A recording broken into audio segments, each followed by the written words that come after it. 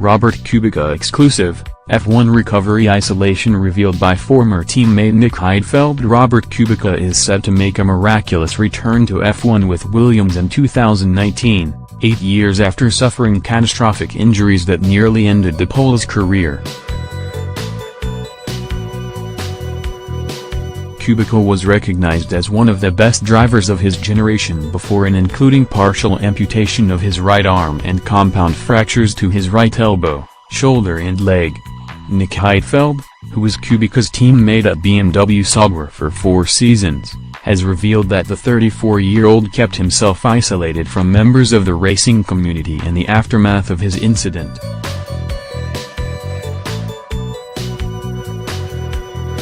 After his big crash I didn't manage to contact him, and from what I've heard some other people had the same issue, for which I don't blame him, Heidfeld exclusively told Express Sport.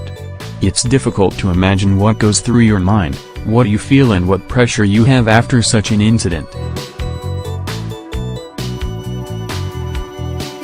Having a good career ahead of you in F1 then everything looks lost, and then to come back and make it into F1 is very impressive, so I wish him all the best. Heidfeld stood in for Kubica at Renault during the 2011 season and was a match for the new Williams driver during their time at BMW Sauber, outscoring his teammate during the 2007 and 2009 campaigns. The German veteran is now advisor to the Mahindra Formula E team, having competed with the Indian outfit in the all-electric series since the inaugural 2014-15 season. Heidfeld will offer a steady presence to new rival Pascal Wehrlein, who competed in Formula E for the first time at the Marrakesh Prix. The former Mercedes protégé, who competed in F1 with Sauber and Manor, was with the manufacturing giant. Wehrlein immediately showed pace despite his lack of running by qualifying 7th but was forced to retire on lap 1 after being. Heidfeld believes the Brazilian's actions should have been looked into by the race stewards, who were accompanied by Red Bull star Max Verstappen this weekend. He, Wehrlein, was just unlucky in the race and couldn't do anything about it, said Heidfeld. I am a bit surprised that it was not investigated. We all know that on the start most things can happen and it's always very tight, but if you look on the TV Lucas, Di Grassi, came from nowhere and just took us out.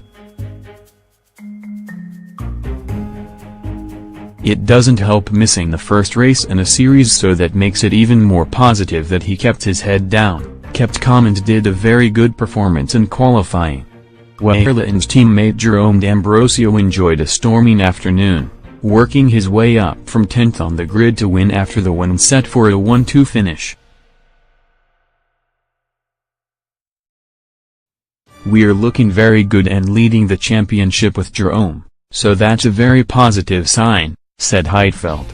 If we're realistic, we haven't been the quickest car here or in Saudi Arabia, but we've been very strong. I think even without the BMWs crashing there was a chance for us to fight for the win. We're in a very strong position and there are some things we can improve on in various areas. Formula E returns in 2 weeks when the championship heads to Chile and the streets of Santiago, while Kubica will make his F1 comeback at the Australian Grand Prix on March 17th. Next news: Max Verstappen, F1 chief slammed for strange punishment by Formula E ace. Formula E driver Sam Bird has slammed Formula 1 chiefs for their strange punishment inflicted on Max Verstappen. Verstappen was told he would have to complete community service for pushing Esteban Ocon following their crash at the Brazilian Grand Prix last year. The Dutchman was leading the race when Ocon attempted to unlap himself and the pair collided. Tempers flared in the paddock and Verstappen pushed his rival in the chest. But the punishment dished out was to attend Saturday's Formula E race at the Circuit International Automobile Moulay Al Hassan. However, Virgin driver Bird was unhappy with the message the punishment sends out.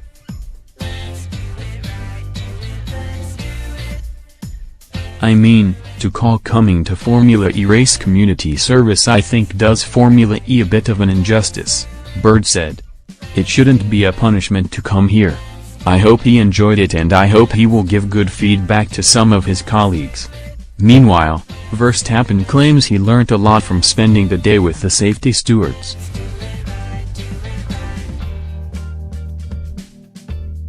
It's interesting to see it from the other side, Verstappen said. Normally you can't spend an entire day with the stewards. Everybody does their own job during the weekend, and it's good to really see what it takes to make these important decisions. Sometimes a decision might not be nice for a certain person but it has to be taken and you have to follow the rules. I think it's good to experience different things in racing rather than just sitting in the car. To be here and do this kind of work has been a constructive thing for me. Verstappen also spoke highly of the newly formed motorsport.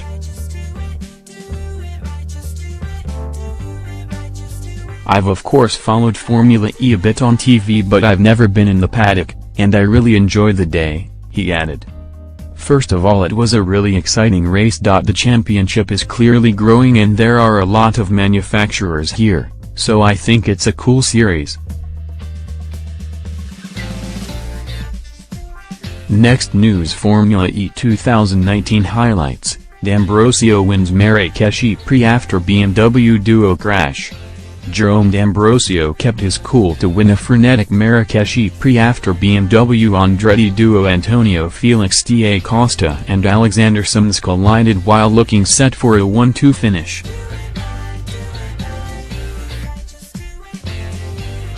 Jerome D'Ambrosio has moved to the top of the Formula E Drivers' Championship standings after a superb victory in the Marrakesh Prix. The Mahindra driver started way down in 10th but profited from an incident at the first corner when Jean-Eric Vergne spun to the rear of the field and Lucas Di Grassi ran into the back of Pascal Wehrlein. The BMWs of Antonio Felix da Costa and Alexander Sims had been streaking clear at the front of the field but came together in the closing stages, triggering the safety car. When the race got back underway, D'Ambrosio had just one lap to fend off the fast-charging Robin Frijns while the Dutchman's Envision Virgin teammate Sam Bird completed the podium. There was drama from the off with Vergne steaming up the inside of pole-sitter Bird into turn 1, but the defending champion couldn't hold it together and spun down the field.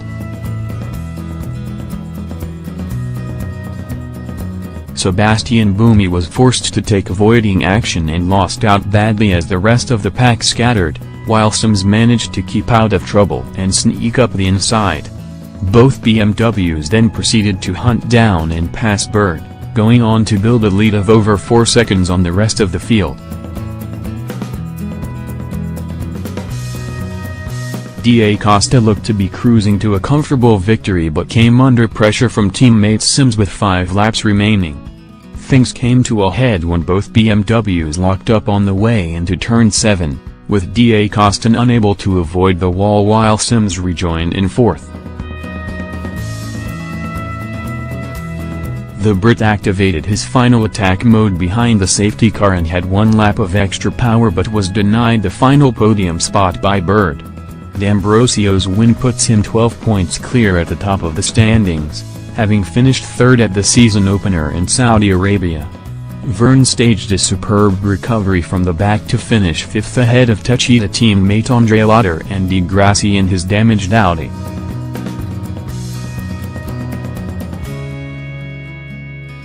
Thank you for watching the video. Be sure to share and subscribe to your channel to get the latest sports news around the world. Wished health and success. Goodbye.